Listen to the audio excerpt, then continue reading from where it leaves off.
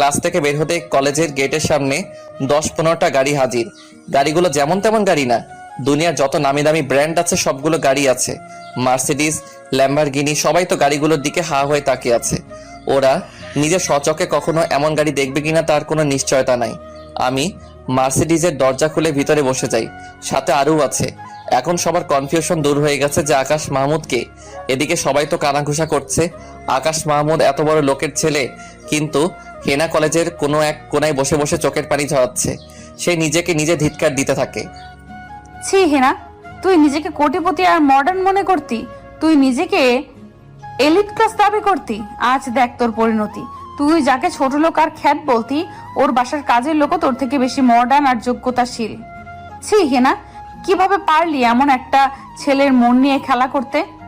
এত বড় মাপের একজন মানুষ হওয়ার পরেও নিজের টাকা আর নিজের পজিশন নিয়ে অহংকার করেনি, আর তুই সামান্য একটা ওসির মেয়ে হয়ে এত দেমাগ তোর। আমি নিজেকে ধিক্কার দিয়ে কান্না করতে লাগলাম। আমি ড্রাইভারকে বলে সোজা গাড়ি টান দিয়ে থানায় গেলাম। আজ ওসির 12টা বাজাবো আমি। ড্রাইভার আমার কথা মতো গাড়ি টান দিয়ে থানার সামনে নিয়ে যায়। এদিকে আরুর তো মাথা ভো ভো করে ঘুরছে, এত দামি গাড়িতে সে কোনোদিন ওঠেনি।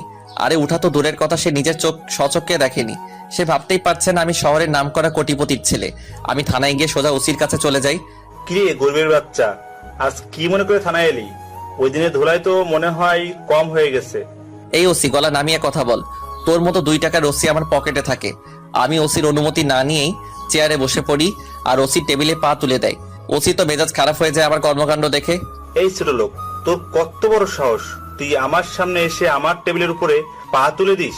একে তো অনুমতি নিসনি, তার উপরে আবার বেয়াদবি করছিস। এই ওসি, গলা নামিয়ে কথা বল, না হয় কর্ণনালীটা সোজা লক করে ফেলবো। তুই বাপ চিন্তা এখনো ভুল করেছিস। বলেছিলাম না একক দর্শকের সব হিসাব করব, সময়টা এসে গেছে। ওসি তো সেই লেভেলের খেপে গেছে। এই বেয়াদবের বাচ্চা, আমার সাথে বেয়াদবি?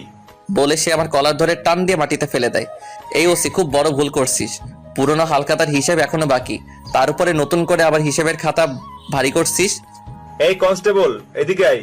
বেটাকে নিয়ে গিয়ে লকআপে ঢোকা, আর ইচ্ছে মতো ধোলাই কর। মাথা থেকে পা পর্যন্ত ধোলাই কর, যাতে করে বাকি জীবন আর হাঁটাচলা করতে না পারে। আরু দাঁড়িয়ে দাঁড়িয়ে সব দেখছে, কারণ আসার সময় আকাশ ওকে বারণ করে দিয়েছে। আরু মনে মনে ভাবছে, আজ ওসির শেষ দিন, কত বড় তুফান আসতে চলেছে তার কোনো আইডিয়া নেই। কনস্টেবল আমাকে নিয়ে গিয়ে লকআপে ঢুকালো। ওসি হাতের মধ্যে বড় একটা রোলার নেয়, আর বাকি 2-3 জন কনস্টেবল হাতের মধ্যে রোলার উঠিয়ে নেয়। আমাকে ওরা লকআপের মধ্যে ঢুকিয়ে শিকল দিয়ে হাত পা বেঁধে ফেললো। ওসি রোলারটা দিয়ে যেই না আমাকে মারতে যাবে তখনই